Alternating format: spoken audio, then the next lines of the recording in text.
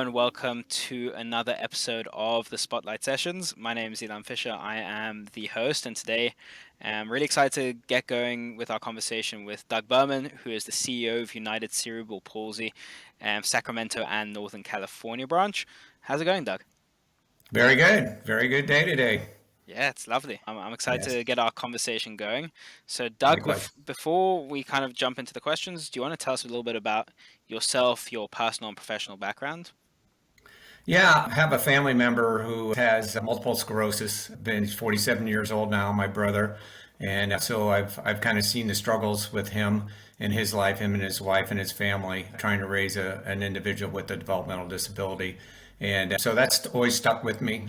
Brother had the baby when I was a teenager and was close to him for a long time. Unfortunately, I live on the other coast right now, so I don't get a chance to see him too often, but we are in contact, and just got passionate around that, and supportive of him and his wife needing help to kind of get through this crisis. And they've been wonderful parents. And how can you not be a wonderful parent if you have a child with a developmental disability? So the passion was ingrained in me very young. I started working for a corporation called ConocoPhillips back in 1992, and we did a lot of work with United Cerebral Palsy in Arizona, was where I was stationed at the time, or positioned at the time.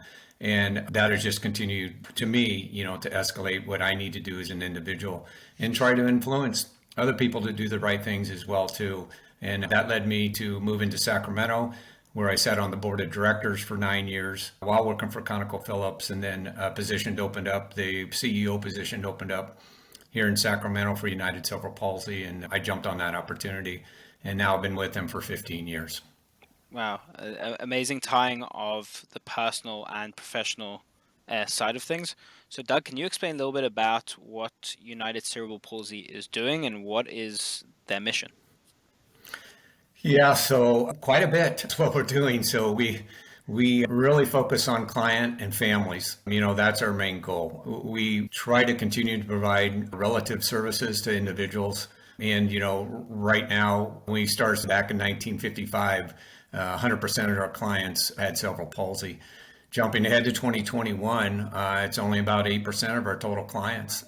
We've had to pivot many times over the years, and our autistic clients and families make up about 60% of our client base today. So, we want to remain relative in the Sacramento community in Northern California for services.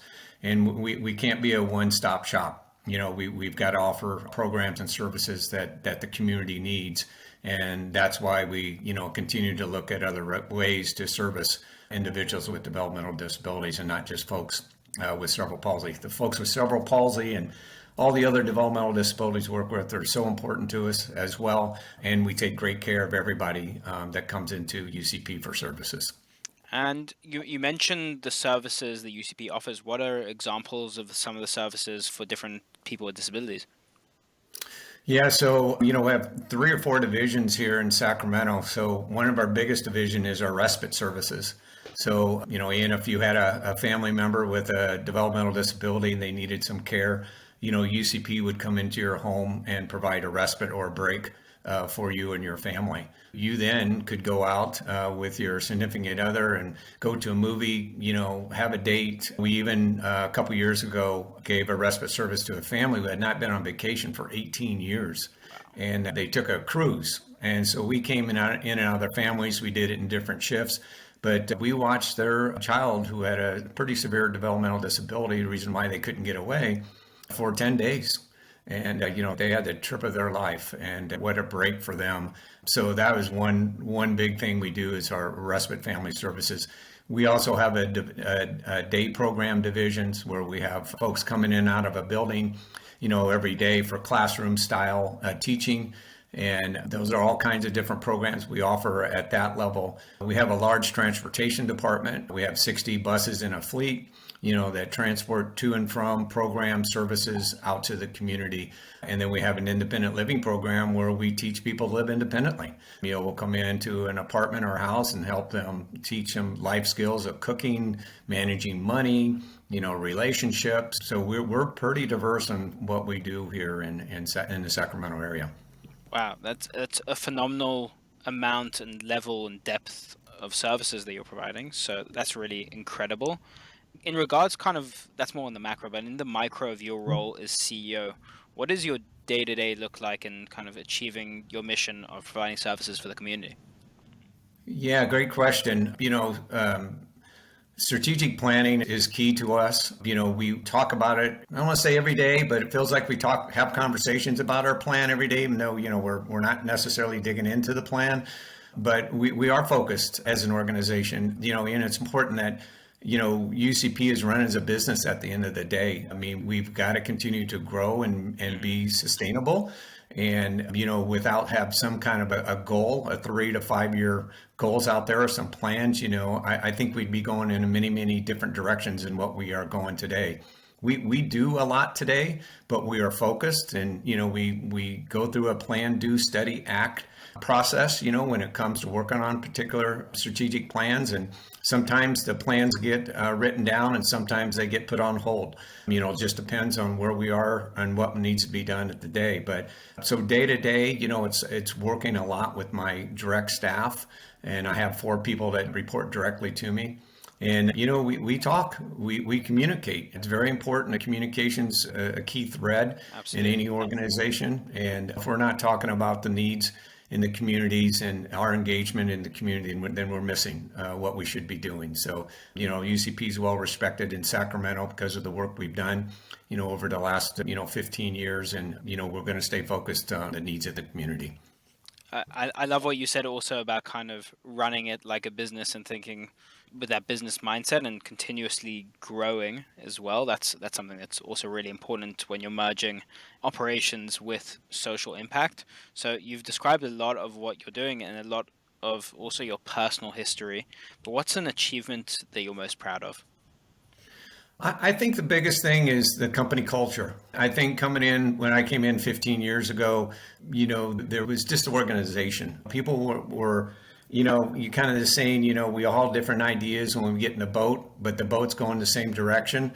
Well, in UCP, everybody was getting in a boat with different ideas, but the boats were going in 20 different directions. Mm-hmm. So, it was like we were spinning our wheels for a long time. And as a board of director, prior to joining the organization, we went through a couple CEOs over 3 or 4 years, and that was frustrating, as a board and to me with my background. And I think that changing the company culture with how the board operates, they were involved in the weeds of the business and making silly, small decisions, when I needed them to make, high level decisions. Let's talk about budgets, or let's talk about planning. Let's talk about a capital campaign. Some of those bigger things that we need to address. So the company culture with the board for us to, think a little broader and bigger, and then the company culture with the organization too, that, hey, we need to be together as one, and we need to agree what we're going to do moving forward. And then if we agree to that, then, not that we can't change. Strategic plans are fluid and you can change those plans quite often, but, you want to try to stay steadfast with something, for a period of time. And those early accomplishments that we had with changing the company culture really, I think, helped the organization get to where it is today. I'm not taking all credit for that. I have a great team around me, that I work with, and, we work really hard together and we get each other. And again, we communicate and talk when we don't think things are moving in the right direction. We ask questions, why are we not hitting these particular metrics, when we should be, at a certain level at a certain point. A really phenomenal answer, and a lot to unpack with that. And one of the questions I actually ask a lot of the guests who come on, Doug, is what does accessibility mean to them? And I like this question because it's very broad. Yeah. Access and inclusion could mean a bevy of different things for a range of different people. So I'm really interested to see what your take on accessibility is and what UCP take is on that as well. Yeah, accessibility to me is community. The community's got to get behind that 100%. For folks like you and I or have the ability to do probably most anything we want to do, there's no reason why somebody with a developmental disability at any level shouldn't have that same opportunity. Great. And we've got to continue to educate the community leaders, the staff that I work with, just what that means to individuals that can get out. I mean, I talk to my clients all the time, and they want to go out on a date. They want to get married if possible. They want to pay taxes. They want to drive. They don't want to seem to be a burden to the community. They want to be part of the community. And I know a lot of our clients are just, and they are amazing. I'm going to regress here a little bit, but they are amazing of the positive, optimistic attitude, that they have. You think you're having a bad day, go talk to a couple of our clients and they'll cheer you right up. And they are some of them are in a bad situation, as far as health, physically where they are and stuff, but they deserve everything we deserve and more. We should be bending over backwards, to make sure everything's accessible, to them. And if it's not, we need to figure out a way, to make that happen as quickly as possible. So accessibility to me is it's unlimited. They should have every single right that everybody has, up to their ability, to be able to do what they want to do. Wow, absolutely, and spot on. And that kind of segues a little bit into my next question, which is, what is your message to the business community? I know this month, or just last month in October actually, was National Disability Employment Awareness Month. Like, what is your message to the business community when it comes to access and inclusion, particularly Yeah. given your experience? Yeah, my message to them is get involved. Here in Sacramento, we really have a great community that there's many business leaders that are engaged and fully involved with accessibility here at UCP, but it's not everywhere. And we got to get business leaders to get passionate, about accessibility and, being that example of, what can be done in a small community, even if it's a sandwich shop owner, that he owns 2 or 3 sandwich shops, can he employ somebody with a developmental disability? Can he do a fundraiser for somebody and it doesn't have to be UCP. I've always felt, people are passionate around certain, events and certain causes. And it doesn't have to be UCP. If you find something that you're passionate about, then go do something about it. Go help somebody in the community, a group or an individual or a family, adopt whatever you have to do, to make them, feel that, they are part and a lot of them need help in the community. So my word to business leaders or business owners is, find a passion. You have to know somebody that has a developmental disability.